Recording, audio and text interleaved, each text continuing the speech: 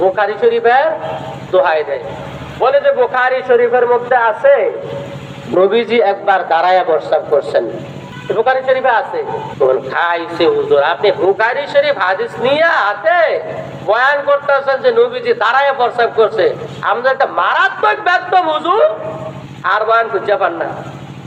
মাশাআল্লাহ, মনোযোগ দিয়ে শোনেন আমি কেরম ব্যর্থ হুজুর। এই বুখারী শরীফ আমাদের হাতে আছে, আমাদের অন্তরের মধ্যেও আছে, আলহামদুলিল্লাহ আমরা এটা পড়ছি। বাংলাদেশের মধ্যে এখন সবচেয়ে বড় আলেম যাত্রাবাড়ি সাহেব, শাইখুল হাদিস, শাইখুল মাশায়েখ, মুহিউস সুন্নাহ, আল্লামা মুফতি মাহমুদুল হাসান দামাত বারাকাতুহুমুল আলিয়া বাংলাদেশের মধ্যে এখন সবচেয়ে বড় আলেম। আমি আলহামদুলিল্লাহ হুজুরের কাছে বুখারী শরীফ পড়েছি এবং বুখারী সানি আল্লামা আনোয়ার হোসেন দামাত বারাকাতুহুম যাত্রাবাড়ি শাইখে সানি, ওনার কাছে আলহামদুলিল্লাহ পড়েছি যে বুখারী শরীফের খতম এখনই হয়ে যাবে। এটা আলগাইতে অনেক ওজন, তো এটার বিষয়বস্তুটি গুলো কিন্তু অনেক কঠিন। আমরাও কিন্তু স্বাভাবিকভাবে বুখারী শরীফ দরজ দিব এই ক্ষমতা নাই। বয়ানের মধ্যে বসায় দিলে প্রধান বক্তার আরো সুন্দর বয়ান করে ফেলবো, কিন্তু বুখারী শরীফের দরজ দিলে এটা আমার মুখ দিয়ে কথাই বের হবে না। এটা আমার বিষয় না, এটা কাদের বিষয়? এই আল্লামা আহমদ আলী কাসিমি, ওনাদের মতো যেমন বড় ব্যক্তি বড় কিতাব, বড় ব্যক্তি বড় কিতাব। আমরা হইলাম বক্তা কিন্তু বড় আলেম না। বড় কিতাব এটা যোগ্যতা লাগে, যে কোনো জিনিসের কি লাগে ভাই? যোগ্যতা লাগে। এই জন্য বুখারী শরীফের খতম এখনই শুরু হয়ে যাচ্ছে। বুখারী শরীফ খতম করে দোয়া করলে দোয়া কবুল হয়ে যায়। আমি একটু আগেও বলেছি যে কোরআন শরীফ এটা প্রত্যেকেই সম্ভব। আপনি যদি চান 1 মাস 2 মাস 3 মাসে আপনি কোরআন শরীফ শিখতে পারবেন, কিন্তু 1 মাস 2 মাস 3 বছর আপনি বুখারী শরীফ শিখতে পারবেন না। বরং আপনাকে প্রথমে মাদ্রাসায় নুরানিতে কমপক্ষে 3 বছর পড়া লাগবে। এরপরে যদি আপনি হেফজ পড়েন তাও 2 থেকে 3 বছর, এখানেই 6 বছর। আর এরপরে কমপক্ষে আপনাকে 8 বছর পড়তে হবে। তাহলে মোটামুটি 15-16 বছর লাগবে আপনার এই বুখারী শরীফ পড়তে। অথচ কোরআন শরীফ শিখতে সময় লাগবে 3 মাস। আমি গ্যারান্টি, আমি যতই মেধাহীন হোক আলহামদুলিল্লাহ আমি 3 মাসে কোরআন শরীফ শিখিয়ে দিতে পারবো। কিন্তু আপনি যদি বুখারী শরীফ পড়তে চান কমপক্ষে 14 থেকে 15 বছর সময় আপনার লাগবে। তো এজন্য বাজান আজকের মাহফিলটাকে অন্যান্য মাহফিলের মতো মনে করছেন? আজকের মাহফিলটা অন্যান্য মাহফিলের মতো না। এজন্য কোরআন শরীফ শেখাটা সহজ, কিন্তু বুখারী শরীফ শেখাটা এত সহজ না। অথচ আপনি যদি আমার ক্ষতি করতে চান তাহলে সরাসরি ক্ষতি করতে আপনি পারবেন না। আর আপনি যদি ইচ্ছা করেন যে আমার ভাইকে আমার বিরুদ্ধে লাগাই দিবেন, তাহলে আমার ভাই আমার ক্ষতি করবে এটা আমি বুঝতেও পারবো না। তো আসমানের নিচে জমিনের উপরে বাংলাদেশের জমিনে অনেক মুনাফিক মার্কা মৌলবী রয়েছে, তারা এই বুখারী শরীফের দোহাই দেয়। তারা কি দেয়? বুখারী শরীফের দোহাই দেয়, বলে যে বুখারী শরীফের মধ্যে আছে নবীজি একবার দাঁড়ায়া প্রস্রাব করছেন। বুখারী শরীফে আছে আতা সুবাতা কওমিন, আতা মানে নবীজি আসলেন। বুখারী শরীফের ইবারত আতা নবীজি আসলেন সুবাতা কওমিন। সুবাতাতুন মানে একটা ডাস্টবিন, আর কওম মানে সম্প্রদায়। নবীজি একটা সম্প্রদায়ের ডাস্টবিনের নিকট আসলেন। ফাকামা তিনি দাঁড়ালেন, ফাবালা তিনি দাঁড়ায়া প্রস্রাব করলেন।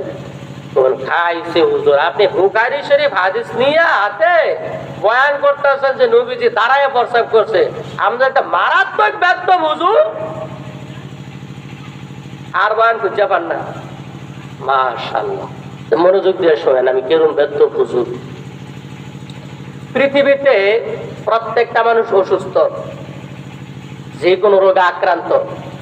অনেক মানুষ রোগী রয়েছে, অ্যাক্সিডেন্ট করছে, এখন সে স্বাভাবিকভাবে চলাফেরা করতে পারে না, স্বাভাবিকভাবে সে প্রস্রাব পায়খানাও করতে পারে না। এখন তাকে দাঁড়ায়া বাধ্যতামূলক, ইচ্ছা না থাকা সত্ত্বেও দাঁড়ায়া প্রস্রাব করা লাগে, দাঁড়ায়া এই কাজ সারা লাগে। এখন বসেন বাজান, এখন একজন মুসলমান যদি দাঁড়ায়া প্রস্রাব করে, এটা গুনাহের কাজ না? গুনাহের কাজ কিনা? আবার আল্লাহ পাক বলে দিলেন যে আল ইয়াউমা আকমালতু লাকুম দীনাকুম ওয়া আতমামতু আলাইকুম নি'মাতি ওয়া রাদিতু লাকুমুল ইসলামা দীনা। ইসলাম ধর্ম হলো পরিপূর্ণ ধর্ম। আবার ওদিক দিয়ে বলেন যে একজন মুসলমান যদি দাঁড়ায় প্রস্রাব করে তাহলে এটা গুনাহের কাজ, তো পরিপূর্ণ কেমনে হইল? এই সমস্যার সমাধানটা করার জন্য নবীজি একবার দাঁড়ায় প্রস্রাব করলেন।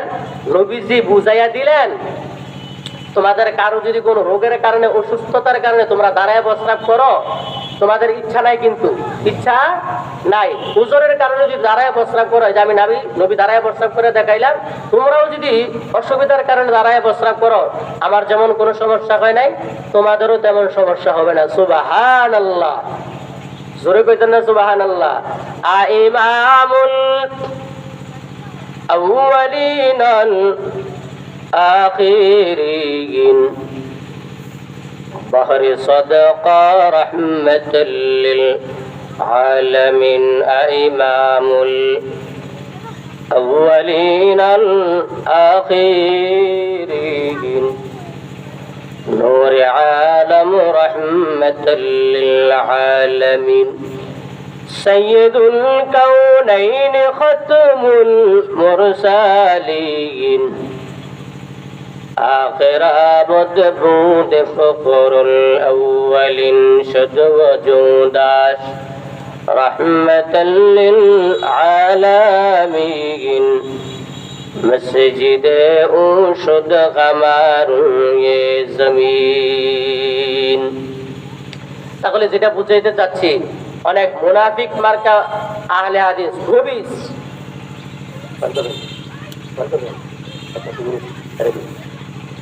তাহলে অনেক বড় বড় এরকম মাথার মধ্যে পাগড়ি দিয়া অনেক বড় হাবাকাবা বইরা মাদানি আছে আবার শেষে নামে, এই বুখারী শরীফের দোহাই দিয়া কি করে মানুষদেরকে ধোকা দেয়।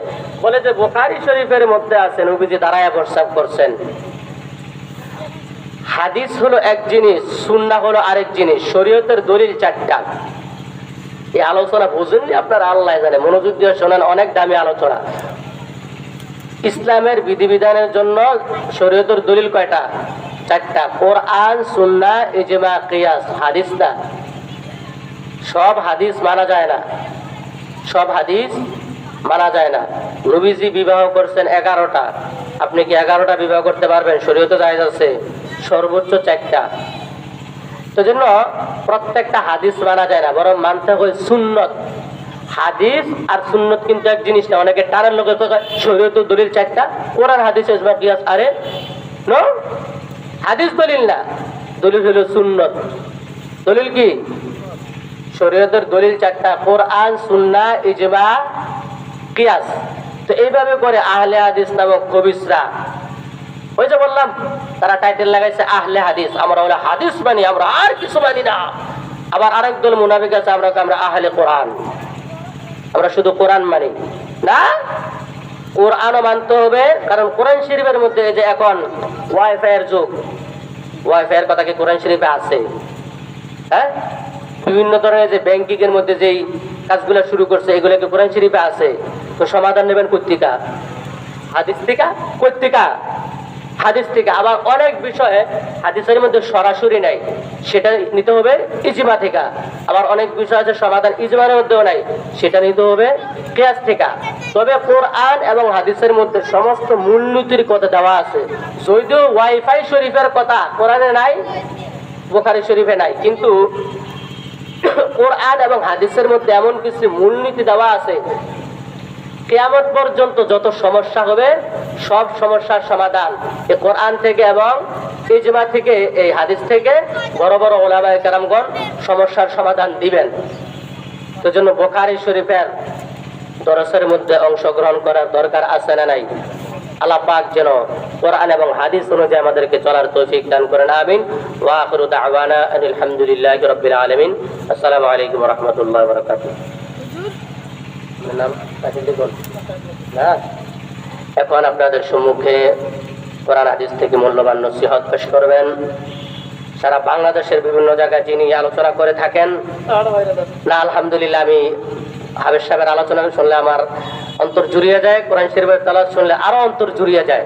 এজন্য আপনাদের সম্মুখে কোরআন হাদিস থেকে মূল্যবান নসিহত পেশ করবেন, ফাঁকে ফাঁকে কোরআন শরীফের তেলাওয়াত করে শোনাবেন। হুজুর আসার আগ পর্যন্ত এলাকার কৃতি সন্তান বিশিষ্ট আলেমী দ্বীন কণ্ঠস্বর হযরত মাওলানা হাফেজ জুম্মান আহমদ সাহেব হযরতের মূল্যবান নসিহত পেশ করার জন্য।